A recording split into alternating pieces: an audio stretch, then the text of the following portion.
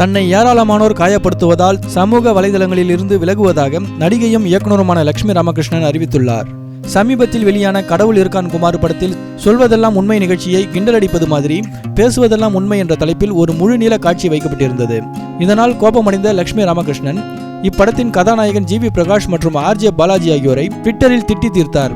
இதற்கு ஜிவி பிரகாஷ் மட்டும் அவருக்கு பதில் அளித்தார். ஆனால் ஆர்ஜே பாலாஜி எந்த பதிலும் கூறவில்லை. இப்படி பேசாமல் இருப்பது கோழைத்தனம் என்கிற ரேஞ்சில் பேச ஆரம்பித்தார் லட்சுமி ராமகிருஷ்ணன். இந்நிலையில் ட்விட்டரில் சிலர் ஆர்ஜே பாலாஜிற்கு ஆதரவாக களம் இறங்கினர். நீங்கள் எப்படி பாலாஜியை திட்டலாம், ட்வீட் செய்வதற்கு முன் யோசித்து பேசுங்கள் என்று ஏகத்துக்கும் சிலர் எகிர தொடங்கினர். இதில் சிலர் லட்சுமி ராமகிருஷ்ணனுக்கு ஆதரவாகவும் கருத்து தெரிவித்தனர்.